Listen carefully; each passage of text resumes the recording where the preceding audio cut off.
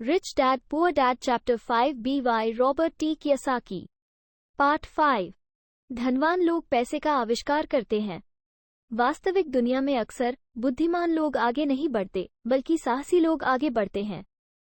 कल रात मैंने लेखन से विराम लिया और अलेक्जेंडर ग्राहम बेल नामक एक युवा व्यक्ति के इतिहास पर एक टीवी कार्यक्रम देखा। बेल ने अभी अभी अपने टेलीफोन का पेटेंट कराया था और उसे बढ़ती हुई परेशानियों का सामना करना पड़ रहा था क्योंकि उसके नए आविष्कार की मांग बहुत ज्यादा थी। एक बड़ी कंपनी की जरूरत होने के कारण वो उस समय की दिग्गज कंपनी वेस्टर्न यूनियन के पास गया और उनसे पूछा कि क्या वे उसका पेटेंट और उसकी छोटी सी कंपनी खरीद लेंगे। वो पूरे पैकेज के लिए $100,000 चाहता था। वेस्टर्न यूनियन के अध्यक्ष ने उसका मजाक उड़ाया और उसे ये कहते हुए मना कर दिया कि कीमत हास्यास्पद है। बाकी सब इतिहास है। एक बहु-अरब डॉलर का उद्योग उभरा और AT&T का जन्म हुआ। शाम की खबरें अलेक्जेंडर ग्राहम बेल की कहानी के ठीक बाद आईं। खबरों में एक स्थानीय कंपनी में एक और कटौती की कहानी थी। कर्मचारी नाराज थे और उन्होंने शिकायत की कि कंपनी का स्वामित्व अनुचित था। लगभग 45 साल के एक बर्खास्त मैनेजर के साथ उसकी पत्नी और 2 बच्चे प्लांट में थे और वो गार्ड से विनती कर रहा था कि उसे मालिकों से बात करने दें और पूछे कि क्या वे उसकी बर्खास्तगी पर पुनर्विचार करेंगे। उसने अभी अभी एक घर खरीदा था और उसे खोने का डर था। कैमरा पूरी दुनिया को दिखाने के लिए उसकी विनती पर केंद्रित था। कहने की जरूरत नहीं कि इसने मेरा ध्यान खींचा। मैं 1984 से पेशेवर रूप से पढ़ा रहा हूँ। यह एक शानदार और पुरस्कृत करने वाला अनुभव रहा है। यह एक परेशान करने वाला पेशा भी है क्योंकि मैंने हजारों लोगों को पढ़ाया है और मैं हम सभी में एक चीज समान देखता हूँ जिसमें मैं भी शामिल हूँ। हम सभी में जबरदस्त क्षमता है और हम सभी को उपहारों से नवाजा गया है।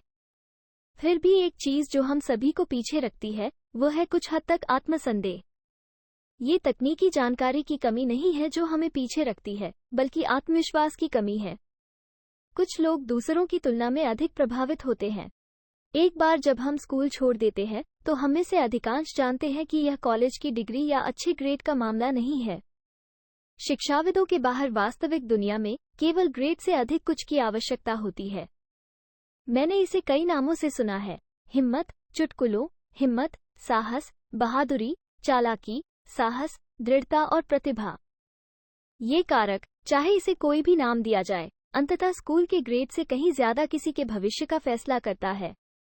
हम में से हर एक के अंदर एक बहादुर, प्रतिभाशाली और साहसी चरित्र होता है। उस चरित्र का दूसरा पहलू भी है, ऐसे लोग जो जरूरत पड़ने पर घुटनों के बल बैठकर भीख मांग सकते हैं। मरीन कॉर्प्स पायलट के तौर पर वियतनाम में 1 साल बिताने के बाद मैं अपने अंदर के उन दोनों चरित्रों को करीब से जान पाया। एक दूसरे से बेहतर नहीं है। फिर भी एक शिक्षक के रूप में मैंने पहचाना कि अत्यधिक भय और आत्मसंदेह ही व्यक्तिगत प्रतिभा के सबसे बड़े अवरोधक थे। छात्रों को उत्तर पता होते हुए भी उत्तर पर अमल करने का साहस न करते हुए देखकर मेरा दिल टूट गया। अक्सर वास्तविक दुनिया में आगे बढ़ने वाले बुद्धिमान नहीं होते बल्कि साहसी होते हैं। मेरे व्यक्तिगत अनुभव में आपकी वित्तीय प्रतिभा के लिए तकनीकी ज्ञान के साथ साथ साहस की भी आवश्यकता होती है। यदि भय बहुत प्रबल है तो प्रतिभा दब जाती है। अपनी कक्षाओं में मैं छात्रों से दृढ़ता से आग्रह करता हूं कि वे जोखिम उठाना सीखें, साहसी बने और अपनी प्रतिभा को उस भय को शक्ति और प्रतिभा में बदलने दें। ये कुछ लोगों के लिए कारगर है और दूसरों को डराता है। मुझे एहसास हुआ है कि अधिकांश लोग जब पैसे के विषय की बात आती है तो वे सुरक्षित खेलना पसंद करते हैं। मुझे ऐसे प्रश्नों का उत्तर देना पड़ा है: जोखिम क्यों लें? मुझे अपनी वित्तीय बुद्धि विकसित करने की चिंता क्यों करनी चाहिए? मुझे वित्तीय रूप से साक्षर क्यों बनना चाहिए?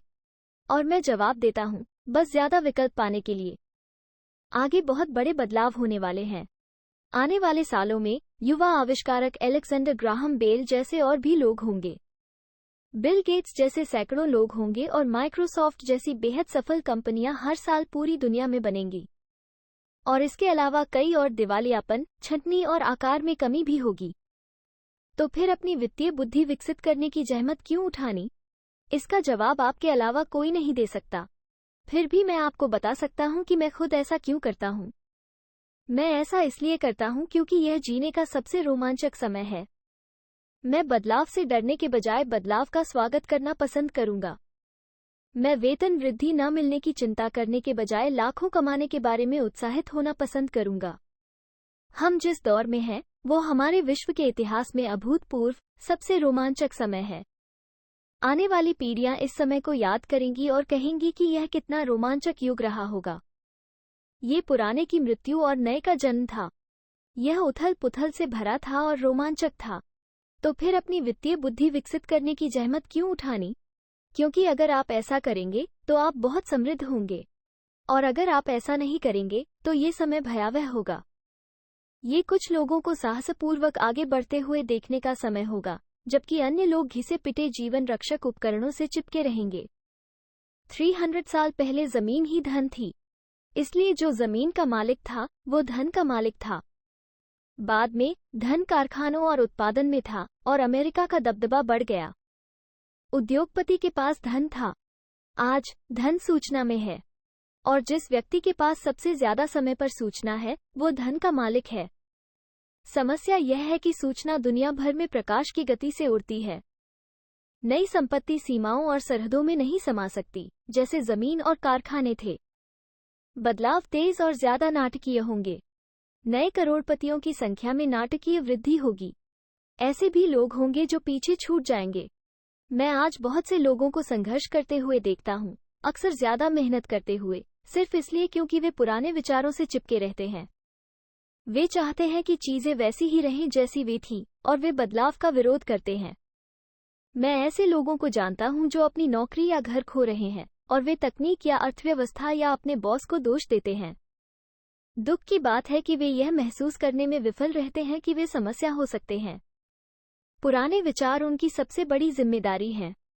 यह एक दायित्व है क्योंकि वे ये समझने में विफल रहते हैं कि कल वो विचार या कुछ करने का तरीका एक परिसंपत्ति था, लेकिन कल चला गया।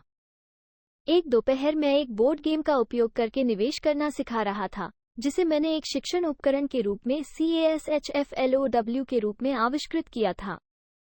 एक मित्र ने किसी को कक्षा में भाग लेने के लिए साथ लाया था। मेरे मित्र का यह मित्र हाल ही में तलाकशुदा था, तलाक के समझौते में बुरी तरह से जल चुका था और अब कुछ उत्तरों की तलाश कर रहा था। उसके मित्र ने सोचा कि कक्षा शायद मदद कर सकती है। ये गेम लोगों को ये सीखने में मदद करने के लिए डिजाइन किया गया था कि पैसा कैसे काम करता है। गेम खेलने में वे बैलेंस शीट के साथ आय विवरण की बातचीत के बारे में सीखते हैं। वे सीखते हैं कि दोनों के बीच नकदी कैसे प्रवाहित होती है और संपत्ति कॉलम से अपने मासिक नकदी प्रवाह को इस बिंदु तक बढ़ाने के प्रयास के माध्यम से धन की राह कैसे तय होती है कि यह आपके मासिक खर्चों से अधिक हो। एक बार जब आप इसे पूरा कर लेते हैं तो आप चूहे की दौड़ से बाहर निकलकर फास्ट ट्रैक पर आ सकते हैं। जैसा कि मैंने कहा, कुछ लोग इस खेल से नफरत करते हैं, कुछ इसे पसंद करते हैं और अन्य लोग इस बात को समझ नहीं पाते। इस महिला ने कुछ सीखने का एक बहुमूल्य अवसर खो दिया। शुरुआती दौर में उसने नाव के साथ एक डू डेथ कार्ड निकाला। पहले तो वो खुश थी, ओह, मुझे एक नाव मिल गई है। फिर जब उसकी सहेली ने ये समझाने की कोशिश की कि उसकी आय विवरण और बैलेंस शीट पर संख्याएं कैसे काम करती हैं, तो वो निराश हो गई क्योंकि उसे गणित कभी पसंद नहीं था। उसकी मेज पर बैठे बाकी लोग इंतजार करते रहे, जबकि उसकी सहेली आय विवरण, बैलेंस शीट और मासिक नकदी प्रवाह के बीच के संबंध को समझाती रही। अचानक जब उसे एहसास हुआ कि संख्याएं कैसे काम करती हैं, तो उसे एहसास हुआ कि उसकी नाव उसे जिंदा खा रही थी।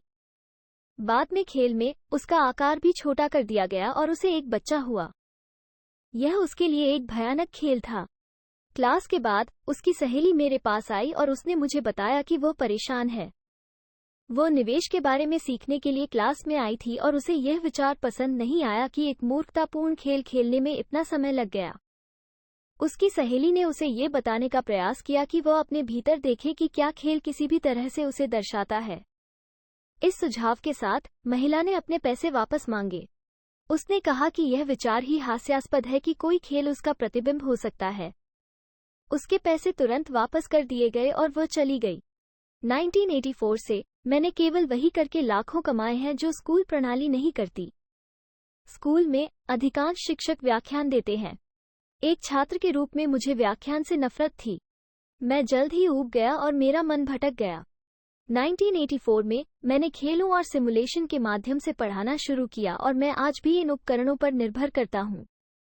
मैं हमेशा वयस्क छात्रों को खेलों को इस रूप में देखने के लिए प्रोत्साहित करता हूं कि वे जो जानते हैं और जो उन्हें सीखने की आवश्यकता है उसे दर्शाते हैं। सबसे महत्वपूर्ण बात यह है कि खेल व्यवहार को दर्शाते हैं। वे तत्काल प्रतिक्रिया प्रणाली हैं। शिक्षक द्वारा आपको व्याख्यान देने के बजाय गेम आपको एक व्यक्तिगत व्याख्यान देता है जो आपके लिए विशेष रूप से बनाया गया है। बाद में उस महिला की सहेली ने मुझे अपडेट देने के लिए फोन किया। उसने कहा कि उसकी सहेली ठीक है और शांत हो गई है। अपने शांत होने के समय में वो खेल और अपने जीवन के बीच कुछ मामूली संबंध देख सकती थी। हालांकि उसके और उसके पति के पास नाव नहीं थी, लेकिन उनके पास कल्पना की जा सकने वाली हर चीज थी। तलाक के बाद वो नाराज थी क्योंकि वह एक छोटी महिला के साथ भाग गया था और इसलिए भी क्योंकि शादी के 20 साल बाद उनके पास संपत्ति के रूप में बहुत कम संपत्ति थी। वस्तुतः उनके पास बांटने के लिए कुछ भी नहीं था। उनका 20 साल का विवाहित जीवन अविश्वसनीय रूप से मजेदार था, लेकिन उनके पास जो कुछ भी था वो ढेर सारा सामान था। खेल व्यवहार को दर्शाते हैं। वे तत्काल प्रतिक्रिया प्रणाली हैं। उसने महसूस किया कि आय विवरण और बैलेंस शीट के बारे में संख्याओं को लिखने में उसका गुस्सा उन्हें ना समझ पाने की शर्मिंदगी से आया था। उसने माना था कि वित्त का काम पुरुष का है। वो घर की देखभाल करती है और मनोरंजन करती है और वो वित्त का काम संभालता है। अब उसे पूरा यकीन हो गया था कि उनकी शादी के पिछले 5 सालों में उसने उससे पैसे छिपाए थे। वो खुद पर गुस्सा थी कि उसे इस बात की ज्यादा जानकारी नहीं थी कि पैसा कहाँ जा रहा है, साथ ही दूसरी महिला के बारे में भी नहीं पता था। बोर्ड गेम की तरह ही दुनिया हमेशा हमें तुरंत प्रतिक्रिया देती रहती है। अगर हम और ज्यादा ध्यान दें तो हम बहुत कुछ सीख सकते हैं। कुछ समय पहले मैंने अपनी पत्नी से शिकायत की कि सफाई करने वालों ने मेरी पैंट को छोटा कर दिया होगा। मेरी पत्नी ने धीरे से मुस्कुराते हुए मेरे पेट पर थपकी दी और मुझे बताया कि पैंट छोटा नहीं हुआ है, कुछ और बड़ा हो गया है। मैं कैश फ्लो गेम को हर खिलाड़ी को व्यक्तिगत प्रतिक्रिया देने के लिए डिजाइन किया गया था। इसका उद्देश्य आपको विकल्प देना है। अगर आप बोट कार्ड खींचते हैं और यह आपको कर्ज में डाल देता है, तो सवाल ये है, अब आप क्या कर सकते हैं? आप कितने अलग अलग वित्तीय विकल्पों के साथ आ सकते हैं? यही खेल का उद्देश्य है, खिलाड़ियों को सोचना और नए और विभिन्न वित्तीय विकल्प बनाना सिखाना। दुनिया भर में हजारों लोगों ने ये खेल खेला है। जो खिलाड़ी सबसे तेजी से रैट रेस से बाहर निकलते हैं, वे लोग होते हैं जो संख्याओं को समझते हैं और रचनात्मक वित्तीय दिमाग रखते हैं।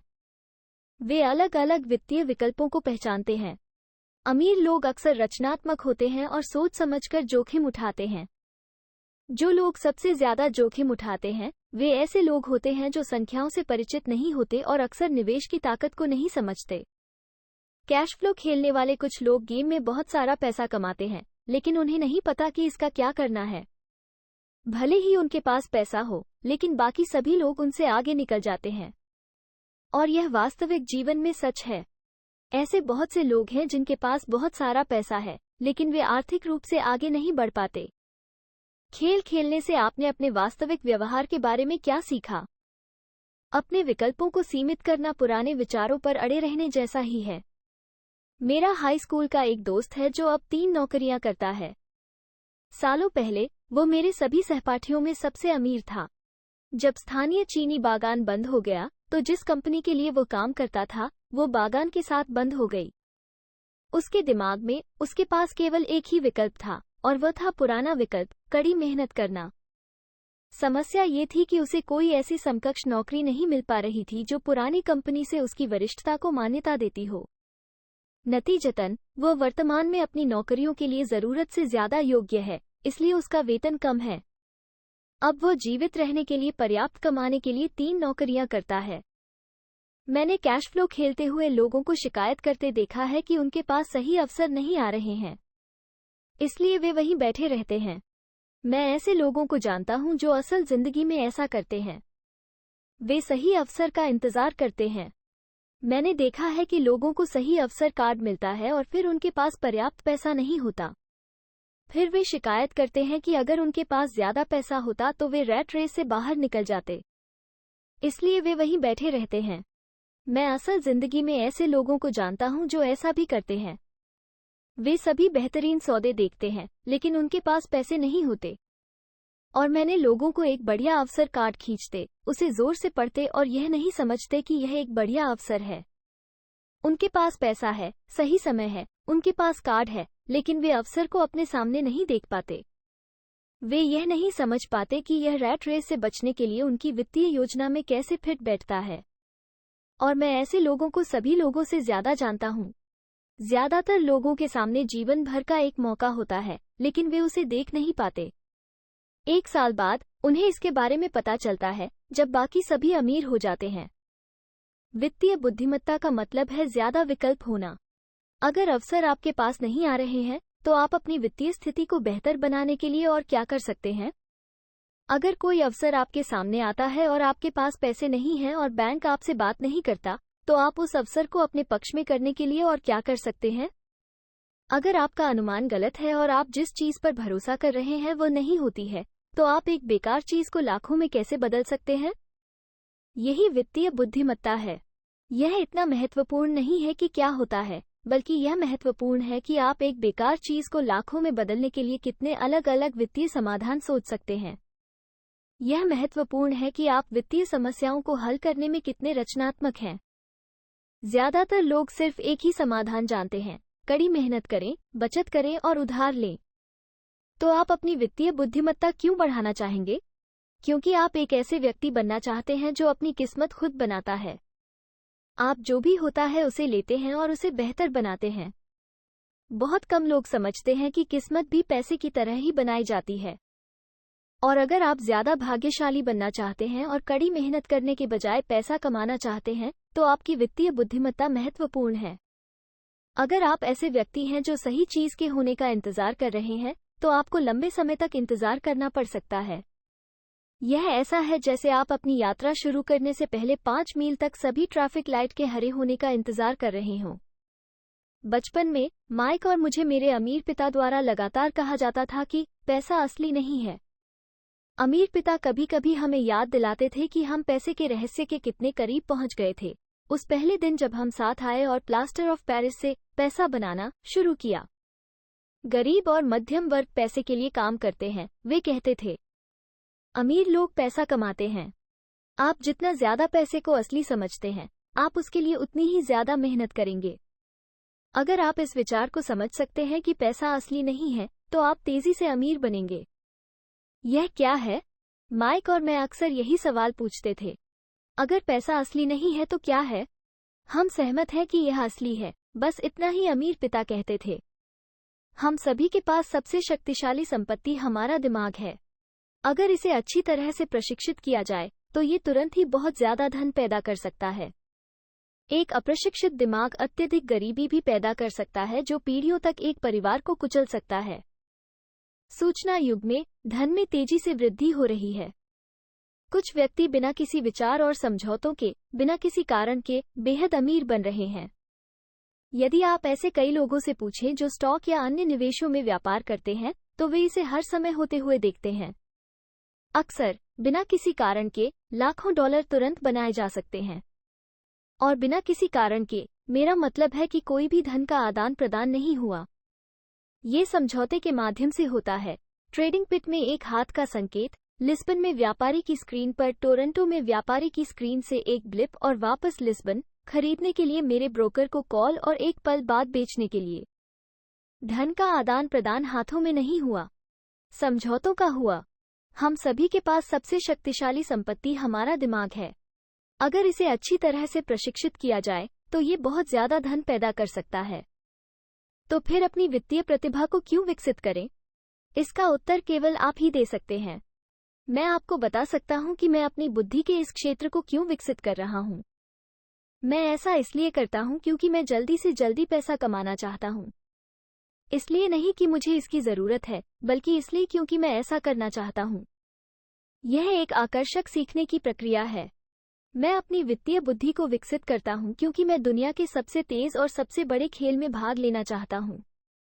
और अपने छोटे से तरीके से, मैं मानवता के इस अभूतपूर्व विकास का हिस्सा बनना चाहूंगा। वो युग जहां मनुष्य अपने शरीर से नहीं बल्कि अपने दिमाग से काम करते हैं। इसके अलावा, यह वो जगह है जहां कार्रवाई होती है। यही वह है जो हो रहा है। ये फैशनेबल है। ये डरावना है। और यह मजेदार है। इसीलिए मैं अपनी वित्तीय बुद्धिमत्ता में निवेश करता हूँ। अपने पास मौजूद सबसे शक्तिशाली परिसंपत्ति का विकास करता हूँ। मैं उन लोगों के साथ रहना चाहता हूँ जो साहसपूर्वक आगे बढ़ रहे हैं। मैं उन लोगों के साथ नहीं रहना चाहता जो पीछे छूट गए हैं। मैं आपको पैसे बनाने का एक सरल उदाहरण देता हूँ। 1990 के दशक की शुरुआत में फिनिक्स, एरिज़ोना की अर्थव्यवस्था भयानक थी। मैं एक टीवी शो देख रहा था जब एक वित्तीय योजनाकार आया और उसने विनाश और निराशा का पूर्वानुमान लगाना शुरू कर दिया। उसकी सलाह थी कि पैसे बचाओ, हर महीने $100 बचाओ। उसने कहा 40 साल में तुम करोड़पति बन जाओगे। खैर, हर महीने पैसे बचाना एक अच्छा विचार है। यह एक विकल्प है, वो विकल्प जिसे ज्यादातर लोग अपनाते हैं।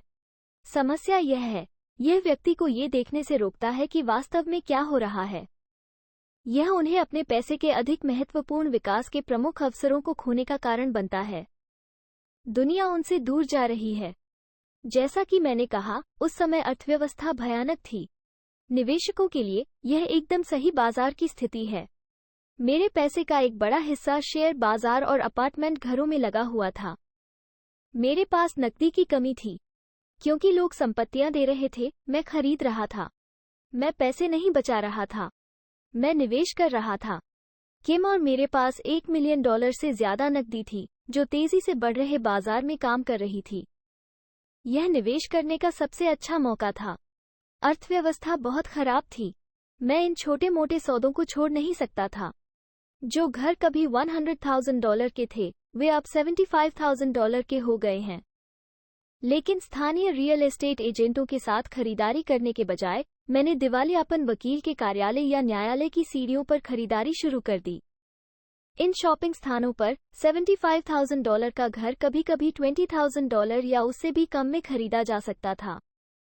$2,000 के लिए, जो मुझे एक मित्र से 90 दिनों के लिए $200 में उधार मिला था, मैंने एक वकील को डाउन पेमेंट के रूप में कैशियर चेक दिया। जब अधिग्रहण की प्रक्रिया चल रही थी, मैंने एक विज्ञापन चलाया जिसमें $75,000 के घर को केवल $60,000 में बेचा जा रहा था और कोई डाउन पेमेंट नहीं।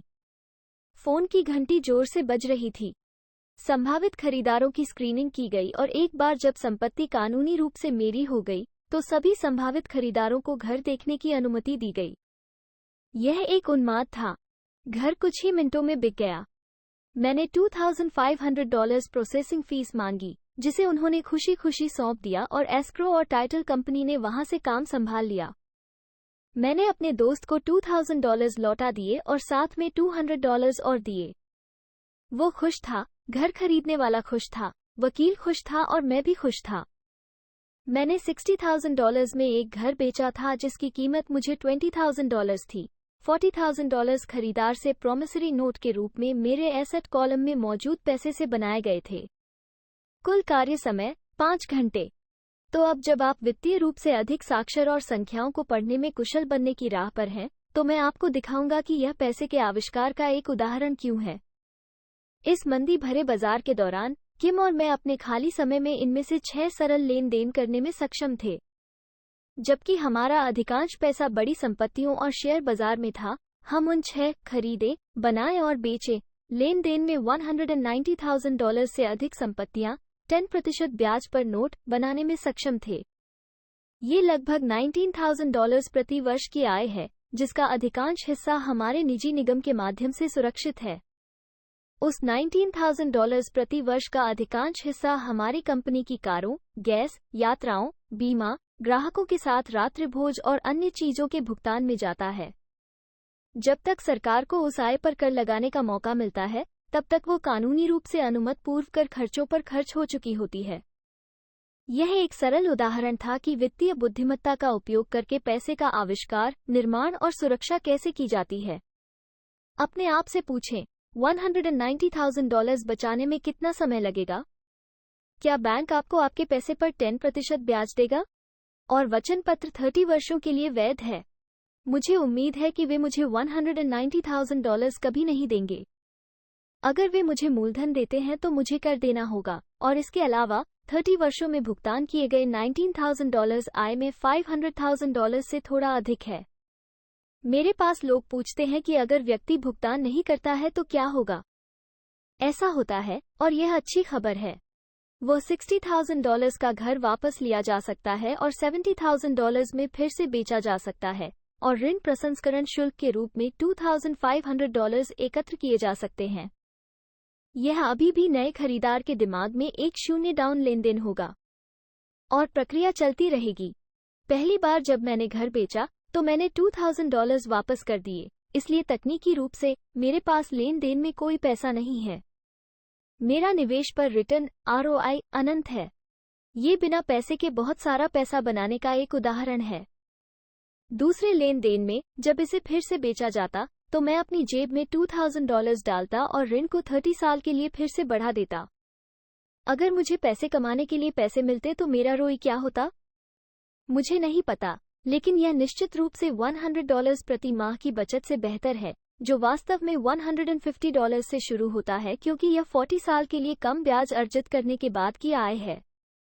और फिर आपको ब्याज पर कर देना पड़ता है। ये बहुत बुद्धिमानी नहीं है। ये सुरक्षित हो सकता है, लेकिन ये स्मार्ट नहीं है। कुछ साल बाद, जैसे ही फीनिक्स रियल एस्टेट बाजार मजबूत हुआ, हमने जो घर $60,000 में बेचे थे, उनकी कीमत $110,000 हो गई। फोक्लोजर के अवसर अभी भी उपलब्ध थे, लेकिन दुर्लभ हो गए। उन्हें खोजने के लिए एक मूल्यवान संपत्ति, मेरा समय, खर्च करना पड़ा। हजारों खरीदार कुछ उपलब्ध सौदों की तलाश में थे। बाजार बदल गया था। अब समय आ गया है कि हम आगे बढ़ें और परिसंपत्ति कॉलम में अन्य अवसरों की तलाश करें। आप यहां ऐसा नहीं कर सकते। ये कानून के विरुद्ध है। आप झूठ बोल रहे हैं। मैं ऐसी टिप्पणियां, क्या आप मुझे दिखा सकते हैं कि यह कैसे किया जाता है? से कहीं ज्यादा सुनता हूं। गणित सरल है। आपको बीजगणित या कैलकुलस की जरूरत नहीं है। और एस्क्रो कंपनी कानूनी लेन देन और भुगतान की सर्विसिंग को संभालती है। मुझे छत ठीक करने या शौचालय बंद करने की जरूरत नहीं है क्योंकि मालिक ऐसा करते हैं। यह उनका घर है। कभी कभी कोई भुगतान नहीं करता है और यह बहुत बढ़िया है क्योंकि इसमें देरी के लिए शुल्क लगता है या वे बाहर चले जाते हैं और संपत्ति फिर से बेची जाती है। न्यायालय प्रणाली इसे संभालती है और यह आपके क्षेत्र में काम नहीं कर सकता है। बाजार की स्थितियां अलग हो सकती हैं, लेकिन उदाहरण दिखाता है कि कैसे एक सरल वित्तीय प्रक्रिया कम पैसे और कम जोखिम के साथ सैकड़ों हजारों डॉलर बना सकती है। यह एक उदाहरण है कि पैसा सिर्फ एक समझौता है। हाई स्कूल की शिक्षा वाला कोई भी व्यक्ति ऐसा कर सकता है। फिर भी ज्यादातर लोग ऐसा नहीं करेंगे। ज्यादातर लोग कड़ी मेहनत करो और पैसे बचाओ की मानक सलाह सुनते हैं। लगभग 30 घंटे के काम के लिए संपत्ति कॉलम में लगभग $190,000 बनाए गए और कोई कर नहीं चुकाया गया। आपको कौन सा विकल्प कठिन लगता है? 1. कड़ी मेहनत करें। 50% कर चुकाएं। जो बचता है उसे बचाएं। आपकी बचत पर 5% मिलता है, जिस पर भी कर लगता है। या 2. अपनी वित्तीय बुद्धिमत्ता विकसित करने के लिए समय निकालें। अपने दिमाग और संपत्ति कॉलम की शक्ति का उपयोग करें। यदि आप विकल्प संख्या 1 का उपयोग करते हैं, तो इस बात पर ध्यान दें कि आपको $190,000 बचाने में कितना समय लगता है। समय आपकी सबसे बड़ी संपत्तियों में से एक है। अब आप समझ सकते हैं कि जब मैं माता पिता को ये कहते हुए सुनता हूँ कि मेरा बच्चा स्कूल में अच्छा कर रहा है और अच्छी शिक्षा प्राप्त कर रहा है, तो मैं चुपचाप अपना सिर क्यों हिलाता हूँ? यह अच्छा हो सकता है, लेकिन क्या ये पर्याप्त है? मैं जानता हूं कि उपरोक्त निवेश रणनीति एक छोटी सी है। इसका उपयोग ये दर्शाने के लिए किया जाता है कि कैसे छोटा बड़ा हो सकता है। फिर से, मेरी सफलता एक मजबूत वित्तीय नींव के महत्व को दर्शाती है, जो एक मजबूत वित्तीय शिक्षा से शुरू होती है। मैंने पहले भी कहा है, लेकिन ये दोहराने लायक है। वित्तीय बुद्धिमत्ता इन 4 मुख्य तकनीकी कौशलों से बनी है। 1. लेखांकन। लेखांकन वित्तीय साक्षरता है या संख्याओं को पढ़ने की क्षमता है। यदि आप व्यवसाय या निवेश बनाना चाहते हैं तो यह एक महत्वपूर्ण कौशल है। 2. निवेश। निवेश पैसा कमाने का विज्ञान है। 3. बाजारों को समझना। बाजारों को समझना आपूर्ति और मांग का विज्ञान है। अलेक्जेंडर ग्राहम बेल ने बाजार को वह दिया जो वह चाहता था। बिल गेट्स ने भी यही किया। $75,000 का घर $60,000 में बेचा गया, जिसकी कीमत $20,000 थी। वो भी बाजार द्वारा बनाए गए अवसर को जब्त करने का परिणाम था। कोई खरीद रहा था और कोई बेच रहा था। 4. कानून। कानून कॉर्पोरेट, राज्य और संघीय विनियमों के लेखांकन के बारे में जागरूकता है। मैं नियमों के अनुसार खेलने की सलाह देता हूँ। ये बुनियादी आधार है या इन कौशलों का संयोजन जो धन की खोज में सफल होने के लिए आवश्यक है, चाहे वो छोटे घरों, अपार्टमेंट इमारतों, कंपनियों, शेयरों, बांडों, कीमती धातुओं, बेसबॉल कार्डों या इसी तरह की चीजों की खरीद के माध्यम से हो। कुछ साल बाद रियल एस्टेट बाजार में उछाल आया और हर कोई इसमें शामिल हो रहा था। शेयर बाजार में उछाल था और हर कोई इसमें शामिल हो रहा था।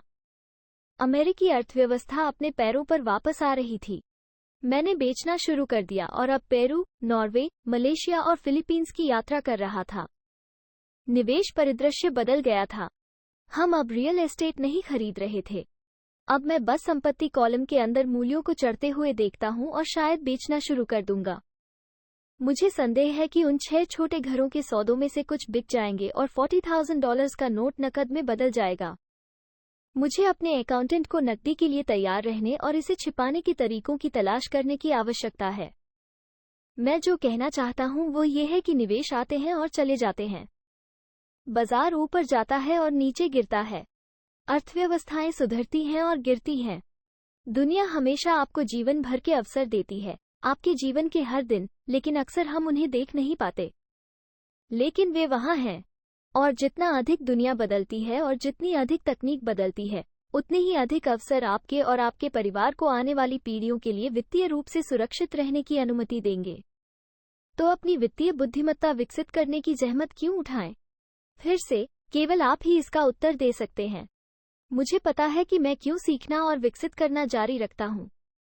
मैं ऐसा इसलिए करता हूँ क्योंकि मुझे पता है कि बदलाव आ रहे हैं। मैं अतीत से चिपके रहने के बजाय बदलाव का स्वागत करना पसंद करूंगा।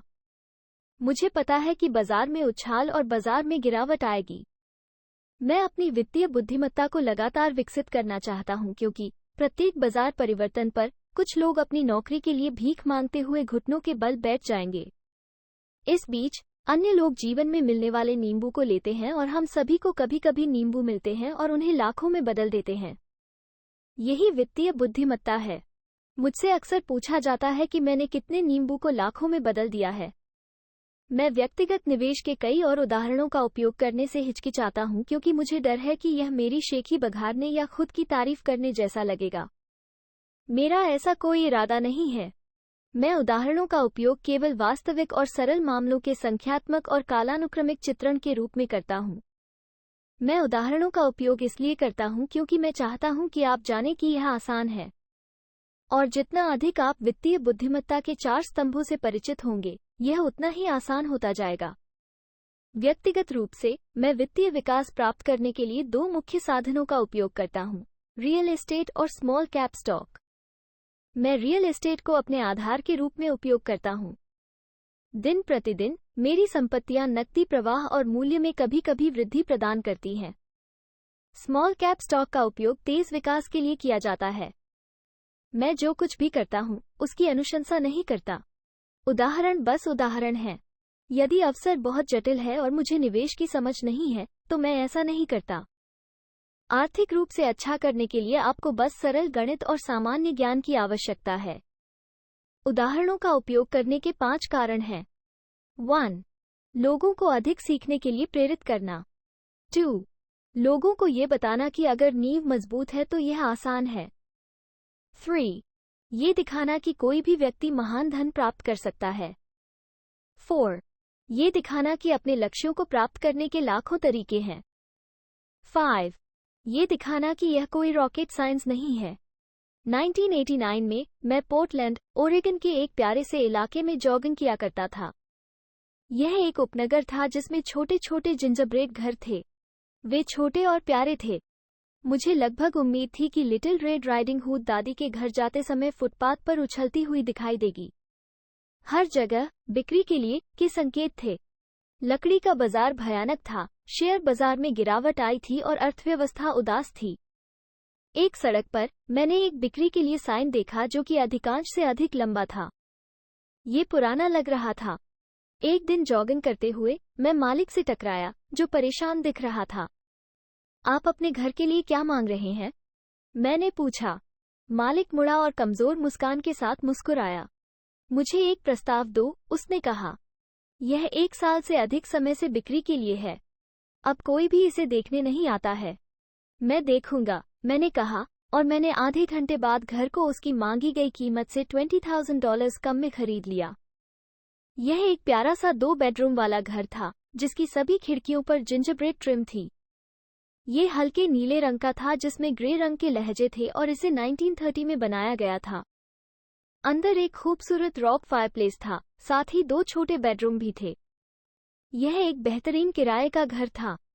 मैंने मालिक को $45,000 के घर के लिए $5,000 दिए, जिसकी कीमत वास्तव में $65,000 थी, सिवाय इसके कि कोई भी इसे खरीदना नहीं चाहता था।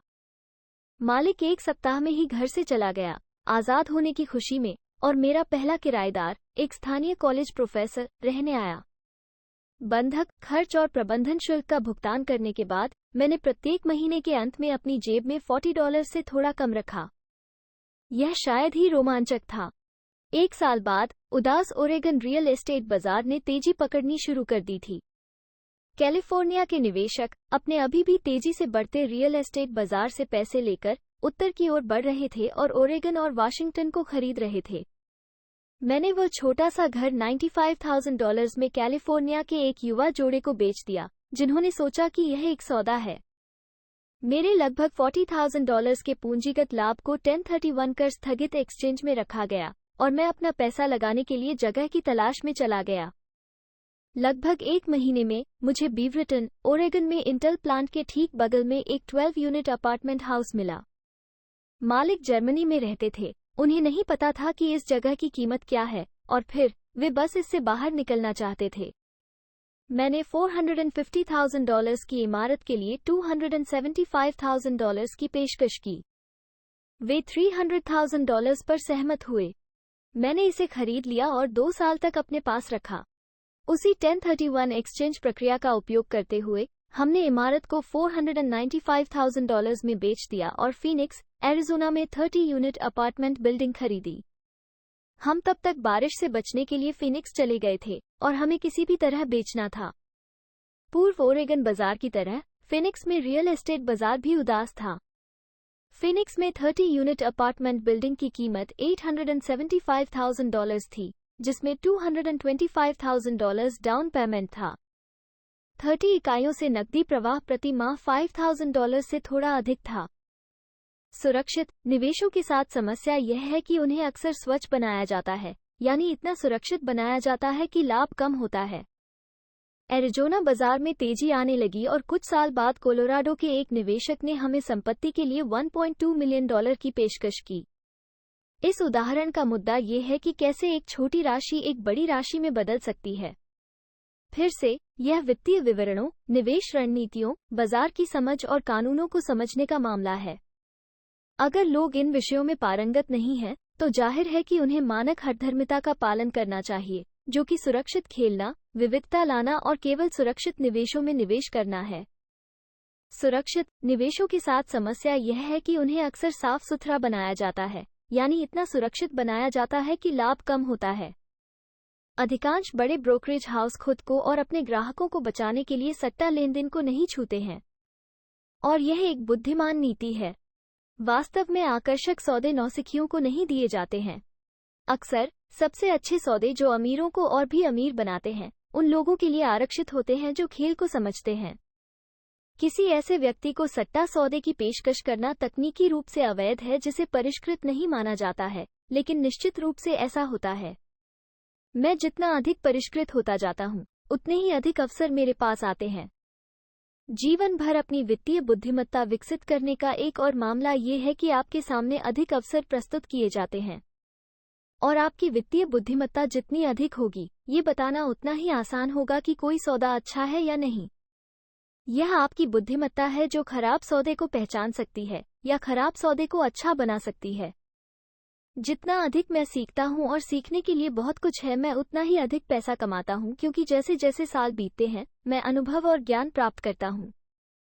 मेरे कुछ ऐसे दोस्त हैं जो सुरक्षित खेल रहे हैं, अपने पेशे में कड़ी मेहनत कर रहे हैं और वित्तीय ज्ञान हासिल करने में असफल हो रहे हैं, जिसे विकसित होने में समय लगता है।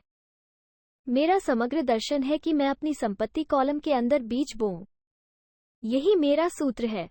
मैं छोटी शुरुआत करता हूं और बीज बोता हूं। कुछ बढ़ते हैं, कुछ नहीं। हमारे रियल एस्टेट कॉर्पोरेशन के अंदर हमारे पास कई मिलियन डॉलर की संपत्ति है। ये हमारा अपना रेट या रियल एस्टेट निवेश ट्रस्ट है। मैं जो कहना चाह रहा हूं वो ये है कि उन लाखों में से अधिकांश की शुरुआत $5,000 से $10,000 के छोटे निवेश से हुई थी। ये सभी डाउन पेमेंट सौभाग्य से तेजी से बढ़ते बाजार में आ गए और कर मुक्त हो गए। हमने कई वर्षों में कई बार कारोबार किया। हमारे पास एक स्टॉक पोर्टफोलियो भी है जो एक कॉर्पोरेशन से घिरा हुआ है, जिसे किम और मैं अपना व्यक्तिगत म्यूचुअल फंड कहते हैं। हमारे कुछ दोस्त हैं जो खास तौर पर हमारे जैसे निवेशकों के साथ काम करते हैं, जिनके पास निवेश करने के लिए हर महीने अतिरिक्त पैसा होता है। हम उच्च जोखिम वाली सट्टा निजी कंपनियों को खरीदते हैं जो संयुक्त राज्य अमेरिका या कनाडा में स्टॉक एक्सचेंज में सार्वजनिक होने वाली हैं। लाभ कितनी तेजी से कमाया जा सकता है, इसका एक उदाहरण है कंपनी के सार्वजनिक होने से पहले 25 सेंट प्रति शेयर के हिसाब से खरीदे गए 100,000 शेयर। 6 महीने बाद कंपनी सूचीबद्ध हो जाती है और अब 100,000 शेयरों की कीमत $2 प्रति शेयर है। अगर कंपनी का प्रबंधन अच्छी तरह से किया जाता है तो कीमत बढ़ती रहती है और शेयर की कीमत $20 या उससे अधिक प्रति शेयर हो सकती है। ऐसे साल भी आए हैं जब हमारे $25,000 एक साल से भी कम समय में 1 मिलियन हो गए हैं। अगर कंपनी का प्रबंधन अच्छी तरह से किया जाता है तो कीमत बढ़ती रहती है और शेयर की कीमत $20 या उससे अधिक प्रति शेयर हो सकती है। ऐसे साल भी आए हैं जब हमारे $25,000 एक साल से भी कम समय में 1 मिलियन हो गए हैं। अगर आप जानते हैं कि आप क्या कर रहे हैं तो ये जुआ नहीं है। अगर आप किसी सौदे में सिर्फ पैसे लगा रहे हैं और प्रार्थना कर रहे हैं तो ये जुआ है। किसी भी चीज में विचार यह है कि अपने तकनीकी ज्ञान, बुद्धि और खेल के प्रति प्रेम का उपयोग करके बाधाओं को कम किया जाए, जोखिम को कम किया जाए। बेशक जोखिम हमेशा होता है। यह वित्तीय बुद्धिमत्ता ही है जो बाधाओं को बेहतर बनाती है। इस प्रकार जो एक व्यक्ति के लिए जोखिम भरा है वो किसी और के लिए कम जोखिम भरा है। यही मुख्य कारण है कि मैं लगातार लोगों को स्टॉक, रियल एस्टेट या अन्य बाजारों की तुलना में अपनी वित्तीय शिक्षा में ज्यादा निवेश करने के लिए प्रोत्साहित करता हूं। आप जितने होशियार होंगे, बाधाओं को मात देने की संभावना उतनी ही बेहतर होगी। मैंने व्यक्तिगत रूप से जिन स्टॉक खेलों में निवेश किया था वे ज्यादातर लोगों के लिए बेहद जोखिम भरे थे और बिल्कुल भी अनुशंसित नहीं थे। मैं 1979 से ये खेल खेल रहा हूं और बकाया राशि में अपने हिस्से से ज्यादा भुगतान कर चुका हूं। लेकिन अगर आप दोबारा पढ़ेंगे कि क्यों इस तरह के निवेश ज्यादातर लोगों के लिए उच्च जोखिम वाले होते हैं, तो आप अपने जीवन को अलग तरह से सेट कर पाएंगे ताकि एक साल में $25,000 लेकर उसे $1 मिलियन में बदलने की क्षमता आपके लिए कम जोखिम वाली हो। जैसा कि पहले कहा गया है, मैंने जो कुछ भी लिखा है वो कोई सिफारिश नहीं है। इसे केवल एक उदाहरण के रूप में इस्तेमाल किया गया है कि क्या सरल और संभव है। मैं जो करता हूं वो चीजों की बड़ी योजना में छोटी मोटी बातें हैं। फिर भी औसत व्यक्ति के लिए सालाना $100,000 से अधिक की निष्क्रिय आय अच्छी है और इसे हासिल करना मुश्किल नहीं है। बाजार और आप कितने होशियार हैं इस पर निर्भर करते हुए इसे 5 से 10 साल में हासिल किया जा सकता है। यदि आप अपने रहने के खर्च को मामूली रखते हैं तो अतिरिक्त आय के रूप में $100,000 आना सुखद है, चाहे आप काम करते हो या नहीं। आप चाहे तो काम कर सकते हैं या चाहे तो छुट्टी ले सकते हैं और सरकारी कर प्रणाली का इस्तेमाल अपने पक्ष में कर सकते हैं, न कि अपने खिलाफ। अगर आप जानते हैं कि आप क्या कर रहे हैं तो ये जुआ नहीं है। अगर आप किसी सौदे में सिर्फ पैसा लगा रहे हैं और प्रार्थना कर रहे हैं तो ये जुआ है। मेरा व्यक्तिगत आधार रियल एस्टेट है। मुझे रियल एस्टेट पसंद है क्योंकि यह स्थिर और धीमी गति से आगे बढ़ने वाला है। मैं आधार को ठोस रखता हूँ। नकदी प्रवाह काफी स्थिर है और अगर इसे ठीक से प्रबंधित किया जाए तो इसके मूल्य में वृद्धि की अच्छी संभावना है। रियल एस्टेट के ठोस आधार की खूबसूरती यह है कि यह मुझे अधिक जोखिम लेने की अनुमति देता है, जैसा कि मैं सट्टा स्टॉक के साथ करता हूं। अगर मैं शेयर बाजार में बहुत ज्यादा मुनाफा कमाता हूँ तो मैं उस मुनाफे पर अपना पूंजी लाभ कर चुकाता हूँ और फिर जो बचता है उसे रियल एस्टेट में फिर से निवेश करता हूँ, जिससे मेरी संपत्ति की नींव और भी मजबूत हो जाती है। रियल एस्टेट पर एक आखिरी बात, मैंने पूरी दुनिया की यात्रा की है और निवेश करना सिखाया है। हर शहर में मैंने लोगों को ये कहते सुना है कि आप सस्ते में रियल एस्टेट नहीं खरीद सकते। यह मेरा अनुभव नहीं है। यहाँ तक कि न्यूयॉर्क या टोक्यो में या शहर के बाहरी इलाकों में भी ज्यादातर लोग बेहतरीन सौदे अनदेखा कर देते हैं। सिंगापुर में, जहाँ रियल एस्टेट की कीमतें बहुत ज्यादा हैं, वहाँ अभी भी कुछ ही दूरी पर सस्ते सौदे मिल सकते हैं। इसलिए जब भी मैं किसी को ये कहते हुए सुनता हूँ, आप यहाँ ऐसा नहीं कर सकते, मेरी ओर इशारा करते हुए, मैं उन्हें याद दिलाता हूँ कि शायद असली बात यह है, मुझे नहीं पता कि यहाँ ऐसा कैसे किया जाता है। अभी तक बढ़िया अवसर आपकी आंखों से नहीं देखे जाते, वे आपके दिमाग से देखे जाते हैं। ज्यादातर लोग कभी अमीर नहीं बन पाते, सिर्फ इसलिए कि उन्हें अपने सामने मौजूद अवसरों को पहचानने के लिए वित्तीय रूप से प्रशिक्षित नहीं किया जाता। मुझसे अक्सर पूछा जाता है, मैं कैसे शुरू करूं? इस पुस्तक के अंतिम अध्याय में मैं 10 कदम सुझाता हूं जिनका मैंने अपनी वित्तीय स्वतंत्रता की राह पर अनुसरण किया। लेकिन हमेशा मजे करना याद रखें। जब आप निवेश के नियम और शब्दावली सीखते हैं और अपनी संपत्ति कॉलम बनाना शुरू करते हैं, तो मुझे लगता है कि आप पाएंगे कि यह उतना ही मजेदार खेल है जितना आपने कभी खेला है। कभी आप जीतते हैं और कभी आप सीखते हैं, लेकिन मजे करें। ज्यादातर लोग कभी नहीं जीतते क्योंकि उन्हें हारने का ज्यादा डर होता है। इसलिए मुझे स्कूल इतना मूर्खतापूर्ण लगता है। स्कूल में हम सीखते हैं कि गलतियां बुरी होती हैं और उन्हें करने के लिए हमें सजा मिलती है। फिर भी अगर आप देखें कि इंसानों को सीखने के लिए कैसे डिजाइन किया गया है, तो हम गलतियां करके सीखते हैं। हम गिरकर चलना सीखते हैं। अगर हम कभी गिरे नहीं होते तो हम कभी नहीं चल पाते। बाइक चलाना सीखने के लिए भी यही सच है। मेरे घुटनों पर अभी भी निशान हैं, लेकिन आज मैं बिना सोचे समझे बाइक चला सकता हूँ। अमीर बनने के लिए भी यही सच है। दुर्भाग्य से ज्यादातर लोगों के अमीर न होने का मुख्य कारण ये है कि वे हारने से डरते हैं। जीतने वाले हारने से नहीं डरते, लेकिन हारने वाले डरते हैं। असफलता सफलता की प्रक्रिया का हिस्सा है। जो लोग असफलता से बचते हैं, वे सफलता से भी बचते हैं। महान अवसर आपकी आंखों से नहीं दिखते, वे आपके दिमाग से दिखते हैं। मैं पैसे को टेनिस के खेल की तरह ही देखता हूँ। मैं कड़ी मेहनत करता हूँ, गलतियाँ करता हूँ, सुधारता हूँ और गलतियाँ करता हूँ, सुधारता हूँ और बेहतर होता जाता हूँ। अगर मैं खेल हार जाता हूँ, तो मैं नेट के पार पहुँच जाता हूँ, अपने प्रतिद्वंद्वी से हाथ मिलाता हूँ, मुस्कुराता हूँ और कहता हूँ, अगले शनिवार को मिलते हैं। निवेशक दो तरह के होते हैं। 1. पहला और सबसे आम प्रकार वो व्यक्ति होता है जो पैकेज निवेश खरीदता है। वे किसी रिटेल आउटलेट को कॉल करते हैं, जैसे कि real estate company, stock broker या वित्तीय योजनाकार, और वे कुछ खरीदते हैं। यह म्यूचुअल फंड, रीट, स्टॉक या बॉन्डर हो सकता है। यह निवेश करने का एक साफ और सरल तरीका है। एक उदाहरण एक दुकानदार होगा जो कंप्यूटर स्टोर पर जाता है और शेल्फ से सीधे कंप्यूटर खरीद लेता है। 2. दूसरा प्रकार एक निवेशक होता है जो निवेश बनाता है। यह निवेशक आमतौर पर उसी तरह से सौदा करता है जैसे कोई व्यक्ति जो घटक खरीदता है वो कंप्यूटर बनाता है। मैं कंप्यूटर के घटकों को एक साथ जोड़ने के बारे में कुछ भी नहीं जानता, लेकिन मैं जानता हूं कि अवसरों के टुकड़ों को एक साथ कैसे जोड़ा जाता है, या ऐसे लोगों को जानता हूं जो ये जानते हैं। ये दूसरे प्रकार का निवेशक है जो अधिक पेशेवर निवेशक है। कभी कभी सभी टुकड़ों को एक साथ आने में वर्षों लग सकते हैं, और कभी कभी वे कभी नहीं आते। ये दूसरा प्रकार का निवेशक है जिसे मेरे अमीर पिता ने मुझे बनने के लिए प्रोत्साहित किया। ये सीखना महत्वपूर्ण है कि टुकड़ों को कैसे एक साथ रखा जाए, क्योंकि यही वो जगह है जहां बड़ी जीत होती है, और कभी कभी कुछ बहुत बड़ा नुकसान होता है यदि ज्वार आपके खिलाफ जाता है। यदि आप दूसरे प्रकार के निवेशक बनना चाहते हैं, तो आपको 3 मुख्य कौशल विकसित करने की आवश्यकता है। 1. एक अवसर खोजें जो बाकी सभी ने खो दिया। आप अपने दिमाग से देखते हैं कि दूसरे अपनी आंखों से क्या चूक जाते हैं। उदाहरण के लिए, एक दोस्त ने ये जीर्ण शीर्ण पुराना घर खरीदा। ये देखने में डरावना था। हर कोई हैरान था कि उसने इसे क्यों खरीदा। उसने जो देखा जो हमने नहीं देखा वो ये था कि घर में 4 अतिरिक्त खाली भूखंड थे। उसे यह बात टाइटल कंपनी में जाने के बाद पता चली।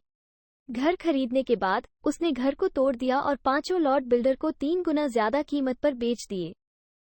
उसने 2 महीने काम करके $75,000 कमाए।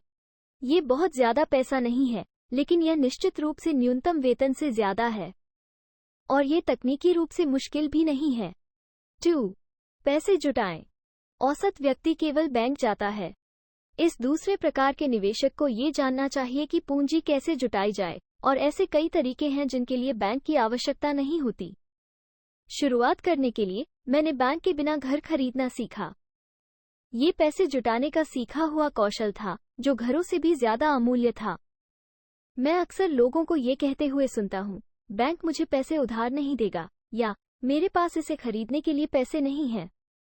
अगर आप टाइप 2 निवेशक बनना चाहते हैं तो आपको ये सीखना होगा कि ऐसा कैसे किया जाए जो ज्यादातर लोगों को रोकता है। दूसरे शब्दों में, ज्यादातर लोग पैसे की कमी के कारण सौदे करने से पीछे हट जाते हैं।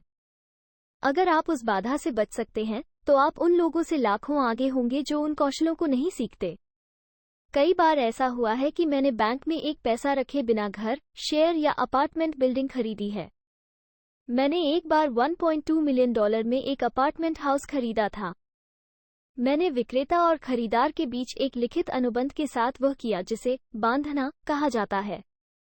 फिर मैंने $100,000 जमा किए, जिससे मुझे बाकी पैसे जुटाने के लिए 90 दिन मिल गए। मैंने ऐसा क्यों किया? सिर्फ इसलिए क्योंकि मुझे पता था कि इसकी कीमत $2 मिलियन है। मैंने कभी पैसे नहीं जुटाए।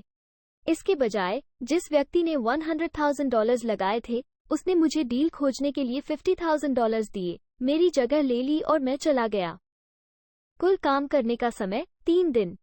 फिर से, यह इस बात पर निर्भर करता है कि आप क्या जानते हैं, न कि आप क्या खरीदते हैं। निवेश करना खरीदना नहीं है, ये जानने का मामला है। 3. बुद्धिमान लोगों को संगठित करें। बुद्धिमान लोग वे होते हैं जो ऐसे व्यक्ति के साथ काम करते हैं या काम पर रखते हैं जो उनसे ज्यादा बुद्धिमान होता है। जब आपको सलाह की जरूरत हो तो सुनिश्चित करें कि आप अपने सलाहकार को समझदारी से चुनें। सीखने के लिए बहुत कुछ है, लेकिन पुरस्कार बहुत ज्यादा हो सकते हैं। अगर आप उन कौशलों को नहीं सीखना चाहते हैं तो टाइप 1 निवेशक बनना अत्यधिक अनुशंसित है। जो आप जानते हैं वही आपकी सबसे बड़ी संपत्ति है। जो आप नहीं जानते वही आपका सबसे बड़ा जोखिम है। जोखिम हमेशा रहता है, इसलिए जोखिम से बचने के बजाय उसे प्रबंधित करना सीखें।